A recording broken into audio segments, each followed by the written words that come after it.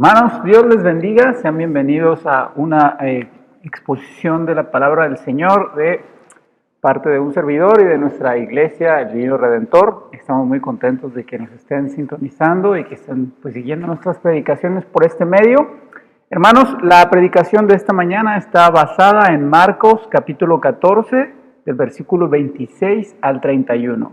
Y el título de nuestro sermón es "Heriré al pastor y las ovejas serán dispersadas".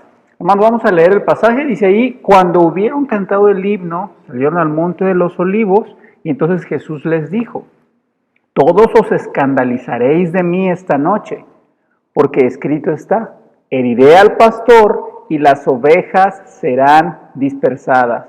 Pero después de que haya resucitado, iré delante de vosotros a Galilea. Entonces Pedro le dijo: aunque todos se escandalicen, yo no. Y le dijo Jesús: de cierto te digo que tú, hoy, en esta noche, antes que el gallo haya cantado 2 veces, me negarás 3 veces. Mas él, con mayor insistencia, decía: si me fuere necesario morir contigo, no te negaré. También todos decían lo mismo. Hermanos, ¿qué les parece si hacemos una oración a nuestro Dios para que guíe esta predicación y también para que la use para tocar nuestros corazones? Dios, te damos gracias por tu palabra, como siempre, Señor, porque en ella encontramos consuelo, sabiduría, guía, esperanza, Señor, tus promesas, y sobre todo te descubrimos y conocemos más de ti. Te rogamos que la uses para transformarnos, para guiar nuestras vidas, para renovar nuestra mente, nuestros corazones, Dios, y danos un espíritu nuevo dentro de nosotros. Te lo pedimos en el nombre de Cristo Jesús. Amén. Hermanos,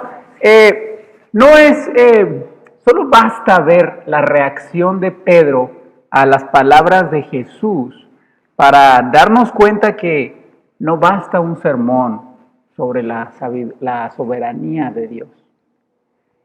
La semana pasada mencionamos cómo la pérdida y las aflicciones no minan, no disminuyen, no son una evidencia de que el plan de Dios no se está llevando a cabo. Hermanos, si podríamos seguir una y otra vez hablando de la soberanía de Dios, de que Él sabe todo porque lo tiene bajo control, y en nuestros corazones seguiría habiendo una sombra de duda. Hermanos, podemos verlo en la vida de los mismos discípulos. Ellos han aprendido mucha teoría del discipulado, han pasado muchas horas con Jesús, han experimentado muchas obras de lo que Él ha hecho, de su poder, pero nada más de su poder, de su omnisciencia, de su presciencia, de su sabiduría. Hermanos, y cuando la soberanía de Dios toca sus vidas, entonces ellos la ponen en tela de juicio y abiertamente contradicen a Jesús. Hermanos, los discípulos han demostrado su pobreza espiritual a lo largo de Marcos. ¿Te acuerdas cuando Jesús estaba enseñando el coste del discipulado y hablaba acerca de los niños? Y dijimos que un niño en la sociedad judía de ese tiempo era el que tenía el menor valor. Y entonces, ¿qué les enseñaba Jesús? Ven a ese niño, que es el estatus más bajo. Bueno, pues ustedes pónganse todavía después de él. ¿Y qué hacían los discípulos? Impidiendo a los niños venir a Jesús. Después Jesús les dijo: ustedes tienen que ser el último. ¿Y qué vemos haciendo a los discípulos? Peleando y enojándose para ver quién iba a ser el que se sentara a la diestra y a la siniestra de Jesús. Vemos cómo los discípulos realmente son, pues, por así decirlo, espiritualmente tontos, inmaduros, no tienen discernimiento, su crecimiento espiritual es sumamente lento, y ahora con mucha arrogancia, hermanos, desafían los decretos soberanos de Jesús y lo que Jesús está diciendo acerca de ellos. Y esto no es otra cosa, hermanos, que el error de querer agradar a Jesús según las fuerzas de la carne.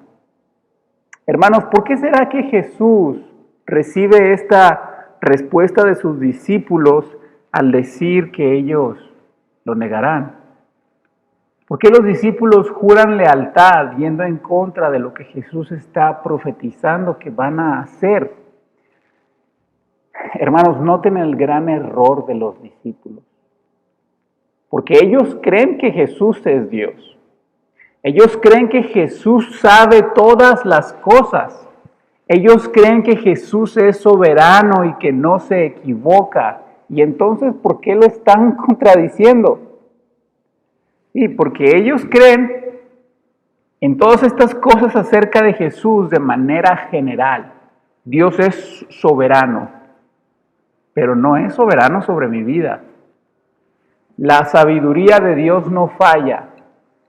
Pero cuando contradice a lo que yo quiero hacer respecto a una decisión, entonces ahí sí falla. ¿Entiendes lo que te quiero decir? Los discípulos, hermanos, en este crecimiento espiritual que están teniendo, como Jesús los lleva de su mano, ellos consideran el cristianismo una serie de verdades generales, pero no se aplican a su vida de manera íntima y personal. Hermanos, Jesús tiene la razón según lo que los discípulos creen.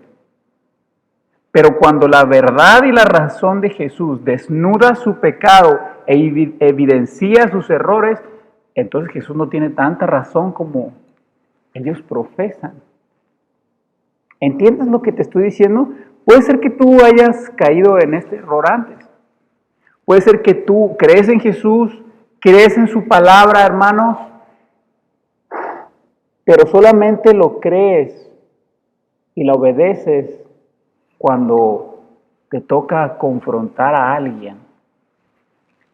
Tú te gusta aplicarla y decir, sí es cierto, hay que obedecerla, cuando es alguien más quien es confrontado y reprendido por medio de ella. Pero cuando te toca a ti ser desnudado y expuesto ante la verdad de las Escrituras, entonces no es tan válida. ¿Entiendes lo que te estoy diciendo, hermano? Si tú nada más crees en las Escrituras cuando te conviene a ti según tu percepción, entonces no crees en las Escrituras, crees en tu propia conveniencia. Si tú estás de acuerdo con Jesús en muchas cosas, pero cuando viene al área personal, estás en desacuerdo con Él, entonces tú no consideras su palabra la ley, sino que es tu palabra la ley, según tus ojos. Hermanos, creer la palabra de Dios cuando es conveniente, según mi perspectiva, cuando soy yo el que debe arrepentirse, no es realmente creer en la palabra de Dios. Hermanos, ellos están haciendo algo noble al decirle, no, Jesús, nosotros no te vamos a traicionar. Pero en esta nobleza, que es una equivocación, es un error sincero, es una equivocación noble, pues ellos están poniendo en evidencia su falta de discernimiento espiritual y su falta de madurez espiritual. Porque están dando a entender que para ellos el discipulado y el cristianismo es una serie de verdades, pero generales. No son una serie de verdades para mí. No son una serie de verdades que yo guardo íntimamente en mi corazón. Simplemente son una serie de verdades que yo tengo en mi mente y que aplico a los demás, pero no hacia mí mismo. Hermanos, voy a poner unos ejemplos prácticos. ¿Tú crees que Dios es victorioso? ¿Tú crees que Dios es un Dios triunfante? Entonces quizá vas a decir, sí es, Él triunfó en la cruz. ¿Tú experimentas esa victoria en tu vida? Sobre el pecado, sobre la carne, sobre las circunstancias difíciles, sobre la aflicción, sobre la dificultad, sobre la pérdida. ¿Tú vives la victoria de Cristo en tu propio corazón? ¿O solo es una creencia general que tú tienes? ¿Lo has hecho personal? ¿Es su victoria tu victoria? ¿O solo es la victoria de Jesús? Hermanos, finalmente podemos preguntarnos, ¿tú crees lo que Cristo dice de ti? He escuchado mucha gente que niega su pecaminosidad con mucha insistencia, sin saber que pues, realmente están yéndose al infierno con mucha paz, completamente engañados por su propia justicia. Si tú crees lo que Cristo dice de ti o no lo crees, pues hay dos maneras diferentes de verlo y también estas dos maneras diferentes de verlo tienen como que su lado extremo opuesto. Y en primer lugar, Jesús está diciéndole a sus discípulos que ellos son débiles, que ellos son cobardes y que ellos son infieles. Si por la carne tú reconoces estas tres cosas acerca de ti, que eres pequeño, que eres débil, que eres infiel, que eres cobarde y que vas a fallar o que fallas muchas veces, si por la carne lo reconoces, hermano, te alejarás de Dios avergonzado, diciendo, no, yo no merezco acercarme a Dios, yo no merezco ir a Dios. Y es cierto, tienes razón. Pero si reconoces estas cosas por el Espíritu, entonces dirás, si soy débil, y porque si soy débil, yo tengo que ir a Jesús porque Él es fuerte. Sí soy pequeño, pero porque soy pequeño, yo puedo entregarme y abandonarme a la grandeza de Dios. Sí soy infiel, pero Dios permanece fiel. Y por eso yo me abandono y dependo de su fidelidad y no de la mía. Hermano, ¿es Cristo el Salvador o es tu Salvador? ¿Es Cristo un refugio o es tu refugio? ¿Es Cristo paz o es tu paz?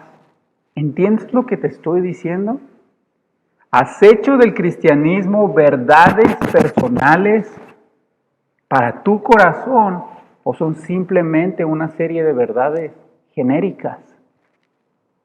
¿Crees lo que Cristo dice de ti o no lo crees? Si tú me dices, sí lo creo, pues la mejor manera de demostrarlo es orando, leyendo, teniendo fe y dependiendo de Él.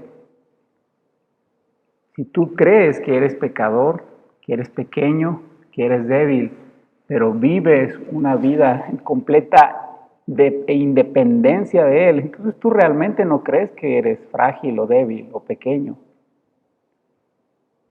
Piensas que eres lo suficientemente fuerte y grande como para no depender de Él. Así que hermano, ¿crees lo que Jesús dice de ti o no lo crees? Hermanos, otra manera también de poder aterrizar esto es que si nosotros creemos lo que Cristo dice de nosotros, porque si bien nosotros somos pequeños, débiles, infieles, cobardes, Él nos ama. Y nos ama tanto, hermanos, que Él quiere transformarnos a su imagen. De eso se trata el discipulado, de ir conformando nuestro carácter al carácter de Cristo. Este era el propósito del Señor al decirles, ustedes me van a negar, me van a abandonar. Hermanos, sí, nunca olvides que eres un pecador miserable. Sí somos eso, nunca olvides que eres pequeño. Hermano, pero no separes eso de lo que eres ahora. Si eres un pecador, pero eres un pecador perdonado, lavado, amado, justificado, adoptado, aceptado, hecho heredero, hecho parte de la familia del Señor, su obra maestra en Cristo Jesús. No te enfoques en lo negativo nada más. Hermanos, el Señor les está diciendo, ustedes me negarán porque los ama. Porque los ama, hermanos. No se los está diciendo como un reproche. Se los está diciendo para que acepten su realidad. No solo en lo que son en ellos mismos, sino también lo que son en Cristo. Sí, pecadores, pero pecadores justificados, aceptados, lavados y asegurados en Cristo Jesús. Hermano, sí se lo dijo a Pedro. Es para Pedro, pero también es para nosotros. No escondas tu debilidad. No vivas bajo la apariencia de que eres un cristiano perfecto y que todo está bien con tu vida, hermano. Jesús sabe lo que tú eres. Jesús lo sabe, hermano. Jesús le está diciendo a sus discípulos, ustedes me van a abandonar, no como un reproche, sino como una muestra de amor y de la disponibilidad de su amor, su perdón restaurador para cada uno de los que son suyos. Hermano, sé honesto hacia tu propia condición. Esta es la razón por la que Él te compró y eres suyo, porque eres pecador. Tú no tienes que aparentar hacia tu Salvador, puedes serle completamente honesto y sincero. Hermanos, Jesús les dijo, ustedes se escandalizarán. En otras palabras, me abandonarán. Hermanos, es evidente que los discípulos se iban a dispersar, se iban a ir, o iban a huir. Y si ves la narrativa de la historia un poco más adelante, lo que pasa después de que Jesús es crucificado, Jesús resucita, ¿y dónde encuentra a los discípulos, hermanos? Los encuentra pescando. Eran pescadores antes de conocer a Jesús. Jesús los transformó en pescadores de hombres, pero después de que ellos se escandalizan, vuelven a ser pescadores convencionales. Hermanos, ellos huyeron cuando el dolor, la pérdida, el desánimo llegó. Y nosotros, seres humanos, tenemos esa tendencia también. Esa es la cuestión. ¿A dónde huyes? ¿A dónde corres cuando el dolor, la adversidad, la aflicción, el estrés, la depresión, el miedo, la incertidumbre llegan a tu vida? ¿A dónde corres, hermano? ¿Al alcohol? ¿A la inmoralidad? ¿La pornografía? ¿Al chisme? ¿A la ira? ¿A las drogas? ¿A dónde corres a refugiarte cuando las cosas no salen bien? Estas cosas que te acabo de mencionar son cosas evidentemente malas. Y espero que no sea a donde corres. Y si es a donde corres, pues necesitas arrepentirte. Pero hay una serie de cosas a las que podemos correr y que sin duda hemos hecho que no son tan malas o que aparentemente no son malas. ¿A dónde corres cuando llega el dolor, la aflicción, la pérdida? ¿A la comida? ¿A la televisión? ¿A los videojuegos? ¿Al ocio? ¿A la queja? ¿A la amargura? Hermano, con quién o con qué cosa estás reemplazando a tu pastor celestial? ¿De qué estás haciendo tu refugio, hermanos? Proverbios 25 nos dice, torre fuerte es el nombre de Jehová, a él correrá el justo. Hermano, ¿a dónde estás corriendo? ¿A qué cosa o a quién estás haciendo tu torre fuerte? ¿Sabes, hermanos? Una de las razones más comunes por las que un matrimonio fracasa es que cuando la pareja tiene problemas, tiene un conflicto y se pelean, entonces esos conflictos abren una puerta para que ellos huyan a buscar alivio para su dolor. Entonces, usualmente una salida para esos conflictos es ir con otro hombre o ir con otra mujer.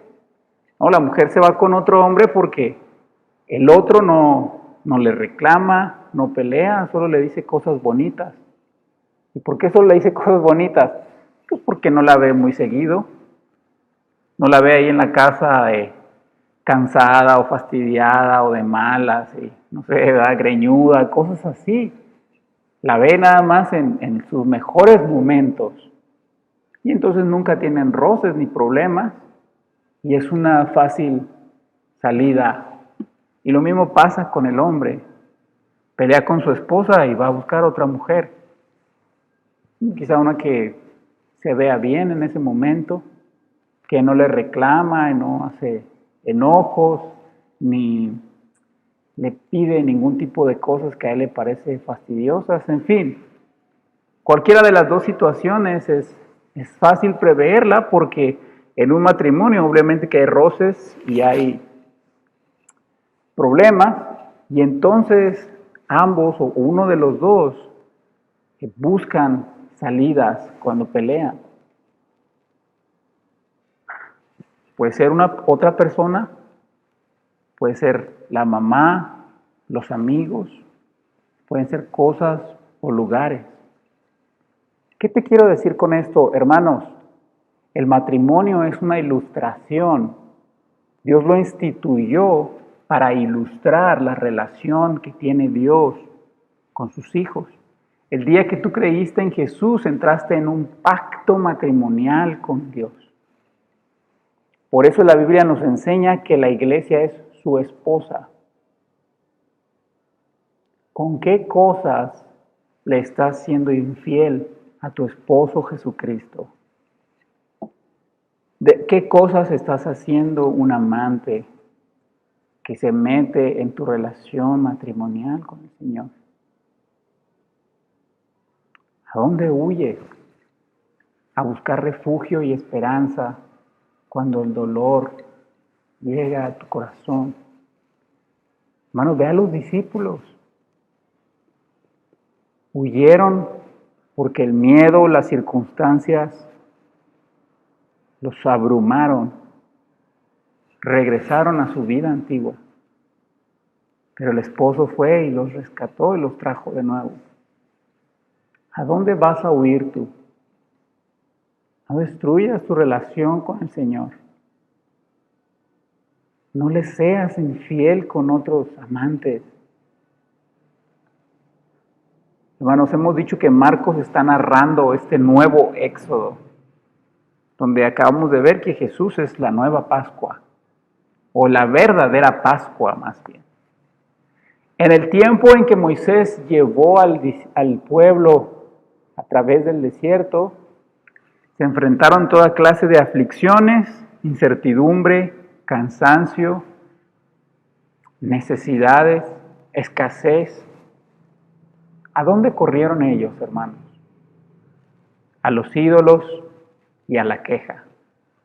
En esas dos cosas puedes encerrar todo. Eso significa la idolatría. Un amante, alguien por quien intercambias a tu Salvador, al esposo que te compró y que te ha dado todo para que lo conozcas, lo disfrutes y lo glorifiques. ¿Por qué cosa estás engañando a Jesús? ¿Cuál es tu salida de escape? ¿Un trabajo? ¿Una droga? ¿El alcohol? ¿Una persona? ¿Una actividad? Es Cristo, hermanos, nuestra fortaleza y es a Él a quien nosotros debemos correr. Así que indaga en tu corazón y pregúntate, ¿a dónde corro cuando las circunstancias me golpean. Hermano, yo no quiero que tú pienses que yo no lucho con estas cosas. Yo estoy igual que tú. Tengo un corazón infiel, soy pequeño, me equivoco, hermanos. Constantemente tengo que estar examinando mi corazón y decirle al Señor, me estoy alejando de ti. Tú eres mi pastor y eres mi fortaleza. Ayúdame a ir a ti en busca de socorro y no las cosas engañosas de este mundo. Hermanos, Jesús citó Zacarías 13, el versículo 7, dice así: levántate, oh espada, contra el pastor, contra el hombre compañero mío, dice Jehová de los ejércitos. Hiere al pastor y serán dispersadas las ovejas, y haré volver mi mano contra los pequeñitos. Hay dos cosas que vamos a resaltar respecto a lo que Jesús está citando de Zacarías. En primer lugar es que sí, Jesús está identificándose a sí mismo como el pastor, pero esto quiere decir, hermanos, que los pequeñitos son ellos. La actitud de Pedro, hermanos, y bueno, consecuentemente la de todos los discípulos, de los 11, no nada más ignoran la soberana sabiduría de Jesús. Ellos ignoran su propia condición. Esto debe animarnos, hermanos, a buscar perdón y restauración cuando nosotros fallamos. Hermanos, si ustedes han visto un niño chiquito, o si tienen uno de 2 o 3 años, y tú le das de comer, quizás le das de comer espagueti, tú sabes que ese niño va a ser un desastre. Se va a manchar la cara, va a manchar donde está comiendo, su ropa, el suelo, todo lo va a manchar. Los padres de este niño, si son buenos padres, van a tener previsto esto. A veces llevan otros cambios, llevan toallitas para limpiarlos. Y especialmente no se van a enojar con él porque es algo que saben que va a pasar, no es una sorpresa para ellos. Hermanos, este niño va a seguir manchándose cada vez que coma por muchos días más, incluso años. Ahora, no lo va a hacer siempre.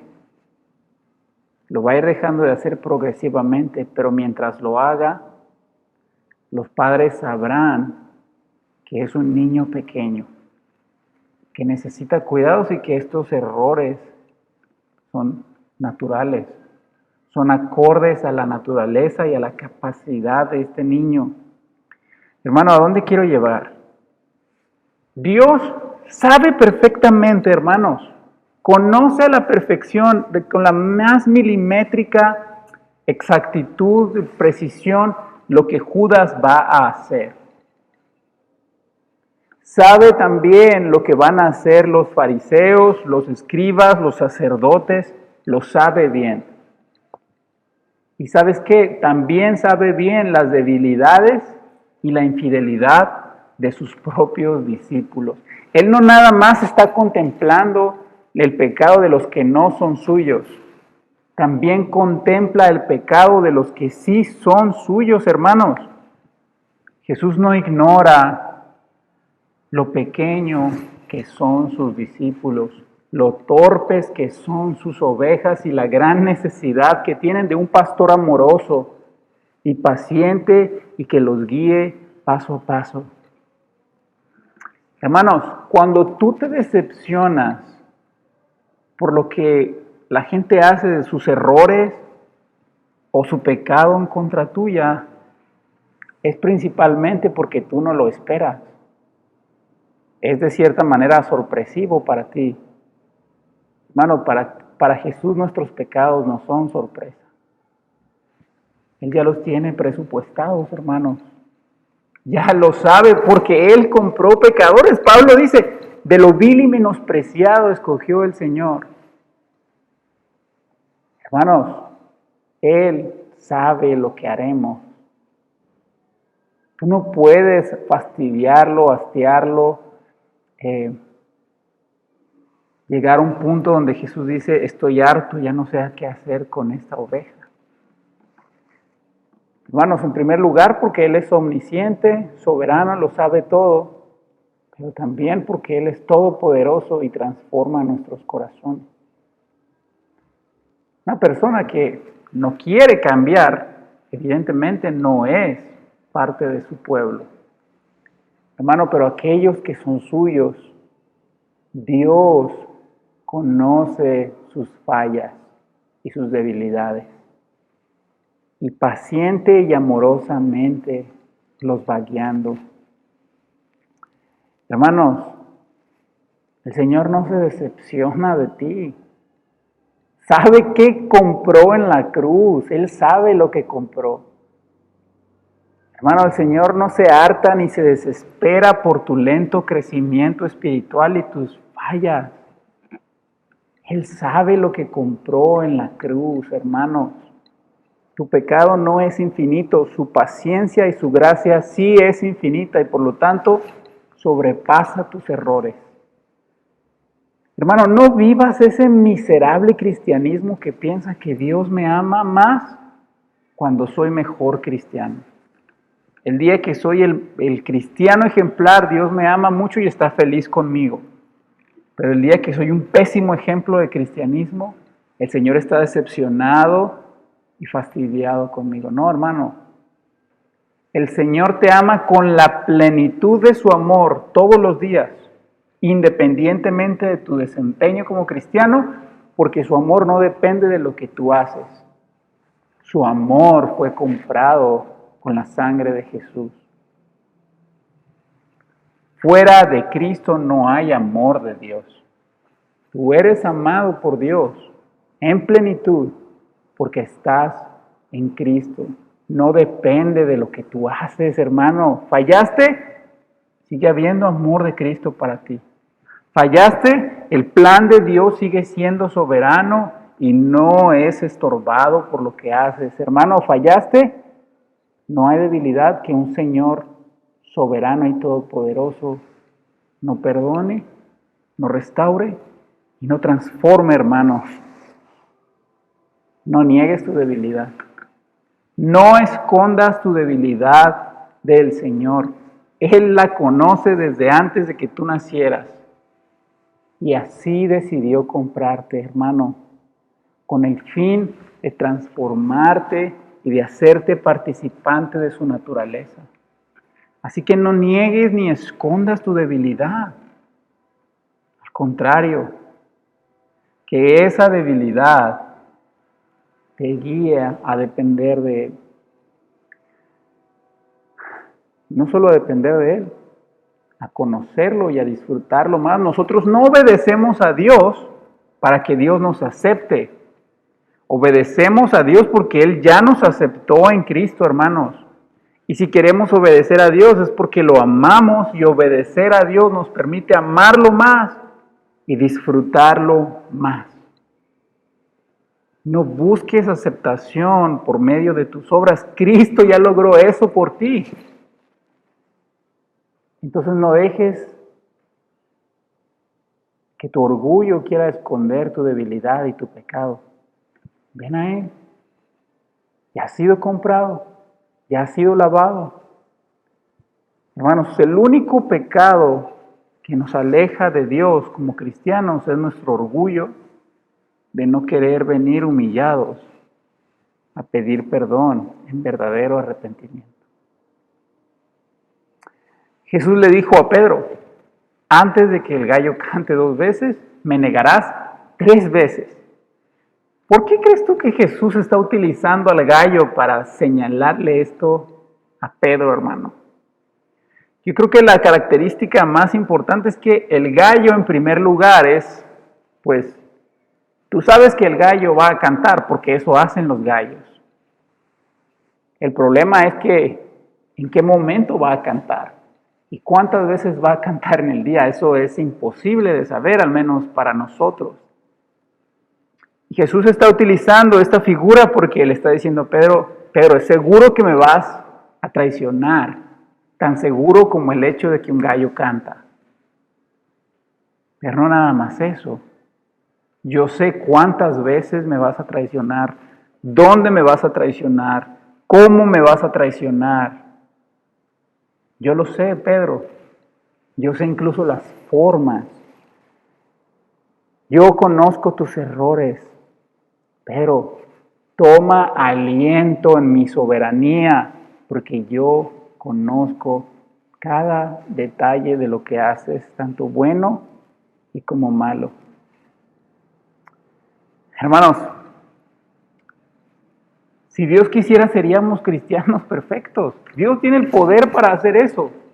Si Dios quisiera que no nos equivocáramos, Dios haría eso. Ahora, la voluntad de Dios es que nosotros vivamos vidas santas. Esa es su deseo, la voluntad de su deseo. Hermanos, pero también en su voluntad soberana, Él ha estipulado que vivamos en estos cuerpos de carne y de pecado. ¿Sabes por qué? Porque nuestro orgullo espiritual es grande. Y tú tienes que estar constantemente siendo quebrantado y humillado con tu pecado. Porque Dios no quiere que vivas independiente a Él. Decir yo soy lo suficientemente santo como para depender de Dios es un pecado muy peligroso, hermanos. Nuestro pecado predica el Evangelio. Y nuestro pecado nos lleva a Él a depender y a reconocer lo frágiles, pequeños que somos delante de este Dios santo y perfecto, hermano. La semana pasada enseñábamos que Jesús alienta a sus discípulos diciéndole, en la adversidad, en la pérdida y en la aflicción, yo soy soberano. Bueno, hermanos, en tus errores, en tus fallas, Dios también es soberano. Toma aliento en su sabiduría soberana, hermano. Toma aliento en esto. Tus errores no cambian los planes de un Dios soberano. Al contrario, Él es tan soberano y sabio que hace de tus errores parte de su plan, aunque Él no te force a cometerlos. No necesitas ayuda para pecar o equivocarte. Así que Dios sabe perfectamente qué clase de pecados va a cometer Pedro y en qué momento. Hermanos, incluso si tu pecado trae consecuencias graves, trae consecuencias que son humanamente irreparables, causan un daño muy profundo, todas esas cosas, hermanos, no escapan de la soberanía de Dios. Y esto no hace a Dios malo, lo hace nuestro consuelo. Puede incluso que un error, un pecado tuyo, concluya en la muerte de alguien. Hermano, Dios sigue siendo soberano ahí. Y porque Dios es soberano, hay consuelo y esperanza para ti. No escondas tu pecado. No lo minimices. Entrégate a la soberanía de Dios en medio de tus fallas como cristiano. Mira, quiero terminar con esto. En el capítulo 2 de Marcos, Jesús dijo esto: los sanos no tienen necesidad de médico, sino los enfermos. No he venido a llamar a justos, sino a pecadores. Hermano, que tu pecado predique el Evangelio. Ahora, no te confundas. Que tu pecado predique el Evangelio a tu corazón. Es decir, lo que dijo Lutero. Cuando Satanás me acusa, diciéndome que soy pecador, en realidad me consuela. ¿Sabes por qué se consolaba? Porque Cristo murió por los pecadores. Hermanos, tu pecado es una evidencia del Evangelio. Porque el Evangelio vino por causa del pecado. Si no hubiera pecado, no hay necesidad de un Salvador. Hermano, Cristo vino a morir por salvadores imperfectos, infieles, pequeños, débiles como tú y como yo. Esa es la esencia del cristianismo, hermanos. un amor inmerecido por los pecadores. Así que no dejes que tus fallas y tu pecado te alejen del Señor. Al contrario, úsalos para venir a Él humillado y en dependencia. Vamos a orar para terminar. Señor, gracias por tu consuelo, aún en nuestras dificultades que nosotros mismos nos causamos por nuestro pecado. Te ruego, Señor, que uses el pecado que cometemos, Padre, y que te indigna, pero que lo uses para acercarnos a ti Señor, con humildad, con quebranto, Señor, y que nos hagas ver por medio de Él lo mucho que te necesitamos y lo inmerecidas que son tus bendiciones, Dios. En el nombre de Cristo Jesús oramos.